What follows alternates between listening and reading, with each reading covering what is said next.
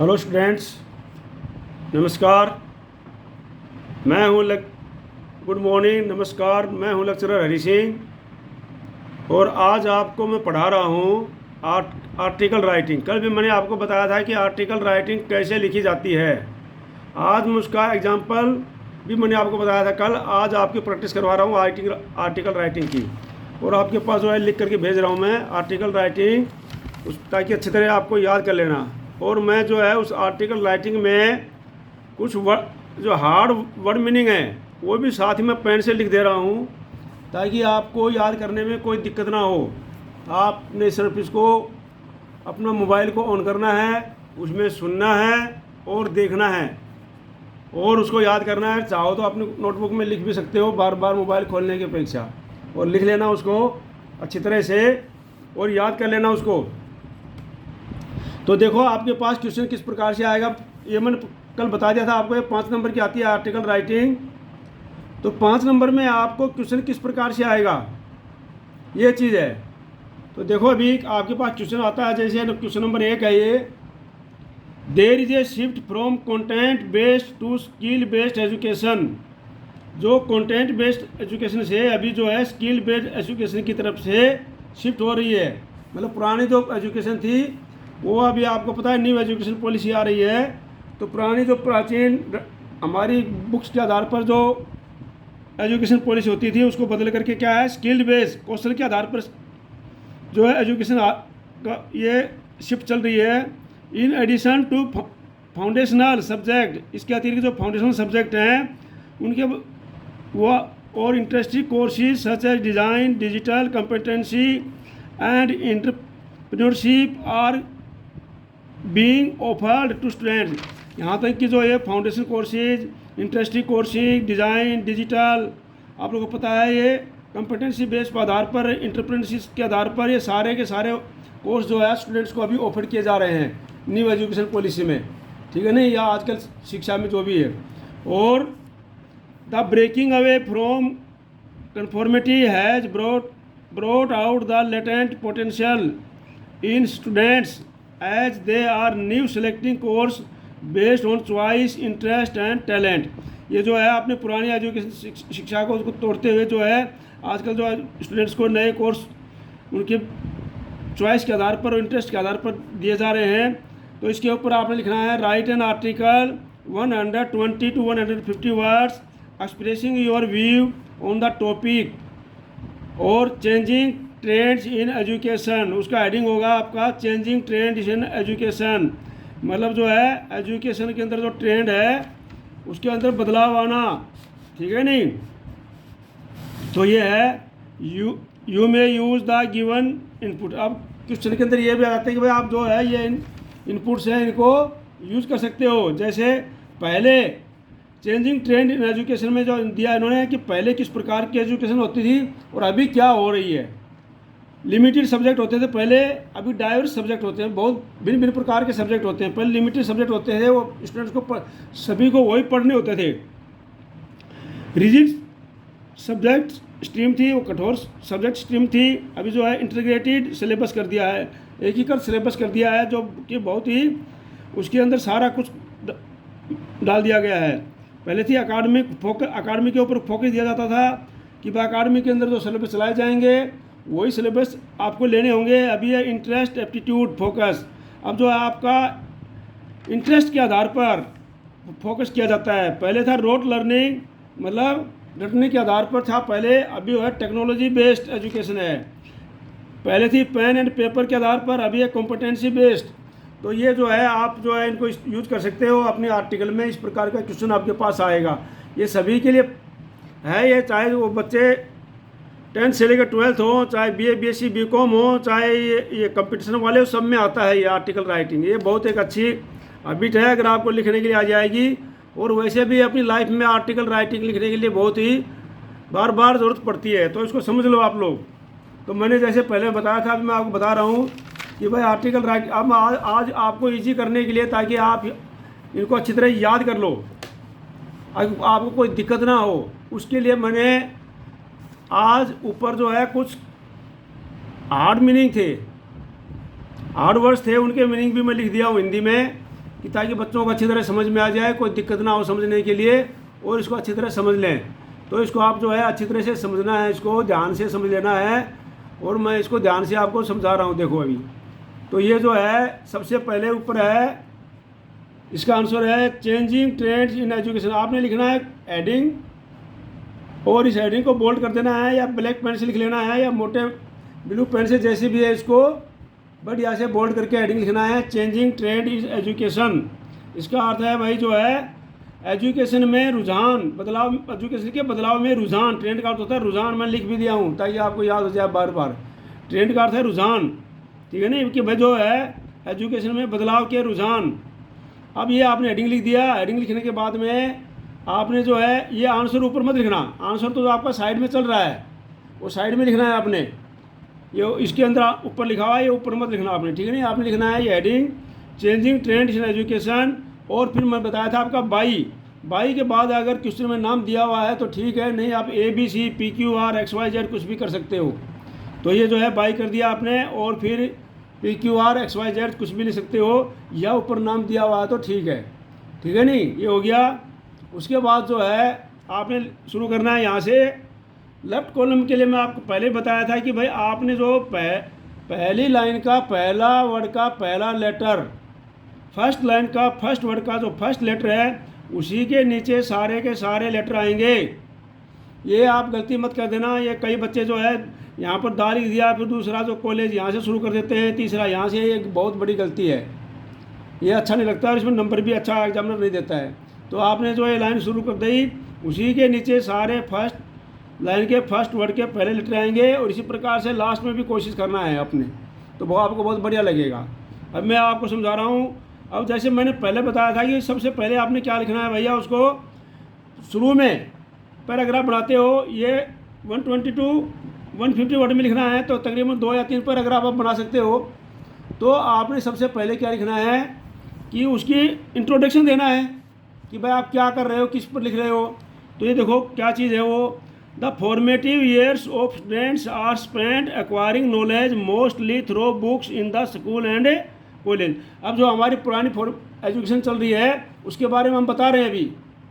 अब शुरू में उसके बारे में बता रहे हैं कि जो हमारी जो प्राचीन ईयर्स है, फॉर्मेटिव ईयर्स मतलब प्राचीन ईयर्स, प्रारंभिक ईयर्स, मैंने ऊपर भी लिख दिया उसको। Years of students are spent acquiring knowledge mostly through books in school and education. जो स्कूल और कॉलेज के अंदर, स्कूल एंड कॉलेज के अंदर जो है स्टूडेंट जो हमेशा बुक के आधार पर नॉलेज लिया करते थे, बुकों को पढ़ते थे और उनके आधार पर एग्जाम देते थे। ठीक चलते आ रहे हैं ये ताबीर। And although this knowledge helps the student develop their personalities. हाँ, यद्यपि जो है ये नॉलेज जो है, ये एजुकेशन है, पुरानी एजुकेशन है, ये स्टूडेंट्स की पर्सनैलिटी में तो सुधार करती है, परंतु क्या है, it fail to arm them with the practical skill that given a better choice to the job market. लेकिन आज उनको जॉब मार्केट के अंदर जो जॉब चल रहे हैं उसके आधार पर उनको ये अच्छी शिक्षा नहीं दे पा रही है, प्रैक्टिकल जो उनको नहीं करवा पा रही है। जैसे कि मान लो बता दिया कि हमने जो है बिजनेस स्टडी में आपने पढ़ लिया, बुकों के अंदर याद कर लिया या अंग्रेजी को याद कर लिया, लेकिन आप जो है मार्केट के अंदर जो काम हो रहा है वो ये पुरानी शिक्षा जो आपको प्रैक्टिकल रूप से नहीं करवा पा रही थी। तो इसलिए it is not unknown that 90% of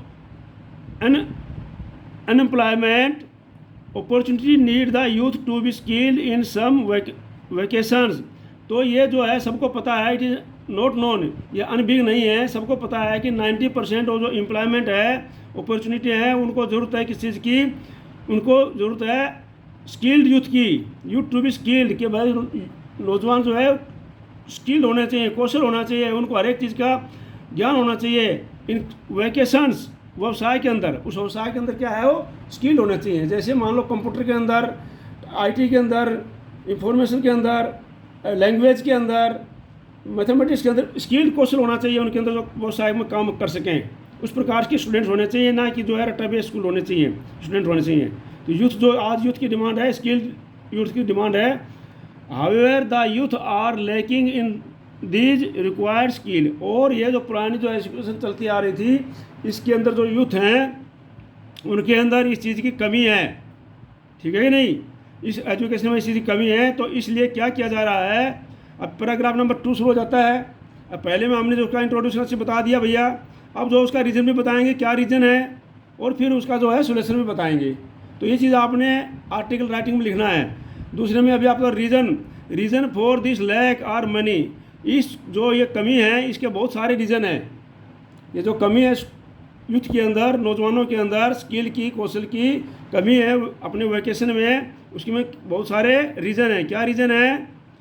the education system that has been accepted and has been the norm for many years, क्या जो है as rigid subject stream and limited subject to students, in addition the sole focus on academic and examination had made children resort to rote learning।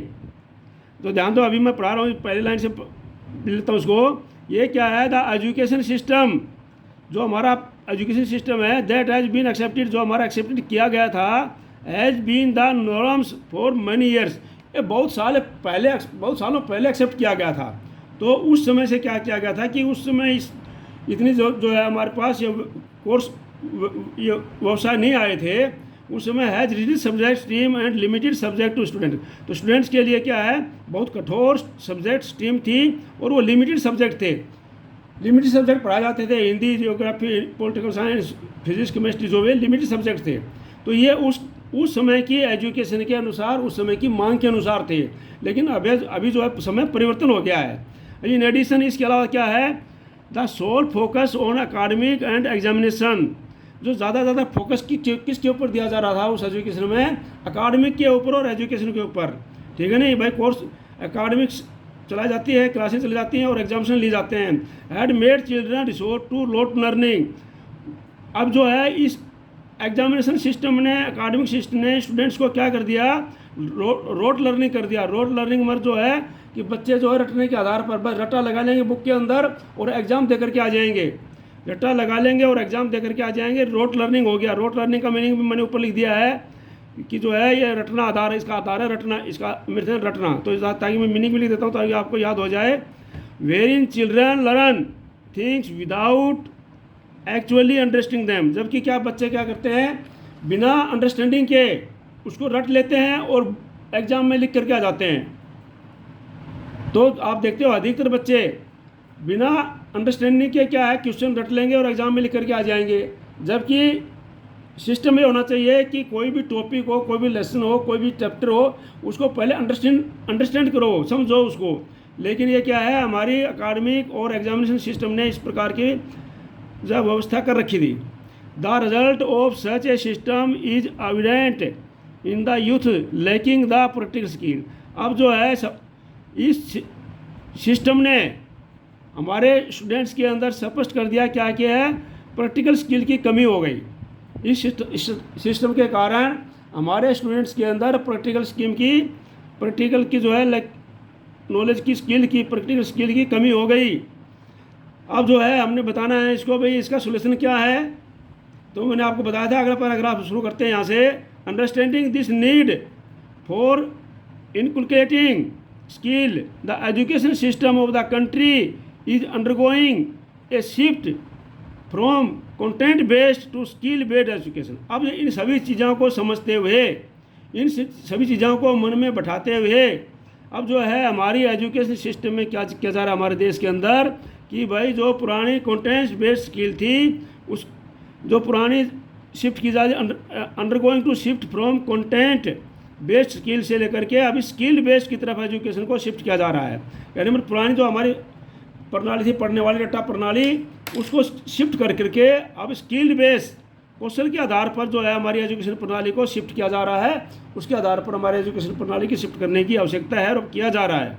In addition to foundation subject, interesting subject as well as courses such as design, digital competency and entrepreneurship are being offered to student. और इसके अतिरिक्त क्या किया जा रहा है, students को foundation subject पढ़ाए जा रहे हैं, इंटरेस्टिंग सब्जेक्ट पढ़ाए जा रहे हैं, और एज वेल एज जो design course, digital course, competency based course entrepreneurship based course ये ऑफर किए जा रहे हैं स्टूडेंट्स को। इनके मीनिंग मैं ऊपर लिख दिया हूँ, आप याद कर लेना। अगर इनको जो कठिन शब्द हैं इनके मीनिंग अगर आपको नहीं पता चलता है तो ठीक है नहीं। तो ये कोर्स जो है अब स्टूडेंट्स को क्या है ऑफर किए जा रहे हैं। The breaking away from conformity has brought out the latent potential in the students as they are new selecting courses. और जो है पुरानी प्रथा को तोड़ते हुए अब स्टूडेंट्स के लिए नया कोर्स सेलेक्ट करने के लिए वो किया जा रहा है, उद्यमी जो कोर्स होते हैं। और उसके बाद में कोर्सेज बेस्ड, ये जो हमारे क्या है brought out the latent potentials क्या होते हैं, ये इसकी संभावना हुई है किस प्रकार के सब, जो कि इन students they are selecting course based on the choice interest and talent. कि बस स्टूडेंट्स जो है अपनी चॉइस इंटरेस्ट और टैलेंट्स के आधार पर इन कोर्सों को चूज कर सके, ठीक है ना। The integrated syllabus is now more technology and competency based making the new system more effective. और जो है अभी हमारी न्यू एजुकेशन पॉलिसी में क्या है, इंटीग्रेटेड सिलेबस जो है एक ही का जो सिलेबस है अब उनको टेक्नोलॉजी के आधार पर चुना जा रहा है और उनके अंदर क्षमता है अच्छी पढ़ाने की, मतलब पढ़ने की सीखने की, based making the new system more effective. और ये न्यू सिस्टम होगा ये मोर इफेक्टिव होगा। तो ये है आपकी क्या है आर्टिकल राइटिंग।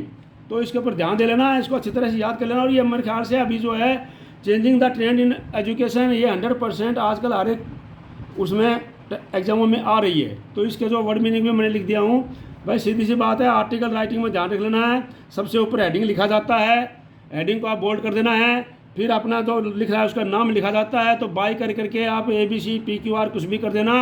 और उसके बाद में पैरावाज पहले इंट्रोडक्शन दिया जाता है, फिर उसका कारण बताया जाता है, फिर उसका सोल्यूशन बताया जाता है। तो इस प्रकार से आपने इसको याद कर लेना है, अच्छी तरह याद हो जाएगी। और मैं आगे भी भेजूँगा। और इस चैनल को आपने जो है सब्सक्राइब नहीं किया है तो सब्सक्राइब जरूर कर लेना, लाइक ज़रूर कर देना और शेयर ज़रूर कर लेना ताकि दूसरे बच्चे भी सीख सकें। मैं हमेशा जो हर एक सब्जेक्ट के अभी जो है एजुकेशन के से संबंधित 9th 10th क्लास से लेकर के 8th क्लास से लेकर के ऊपर तक MA MSc MCOM तक हर एक सब्जेक्ट के जो आर्ट्स के सब्जेक्ट हैं, Hindi, geography, political science, English, Hindi जितने भी हैं, साइकोलॉजी, सोशलॉजी जो भी हैं, सारे सब्जेक्ट के मैं नोटिस इसके ऊपर नोट बना के भेजूँगा। और आपने जो है इसको शेयर ज़रूर करना है और इसको सब्सक्राइब जरूर कर लेना है ताकि जो है आपके पास इसके नोटिफिकेशन आते रहें। जय हिंद, जय भारत।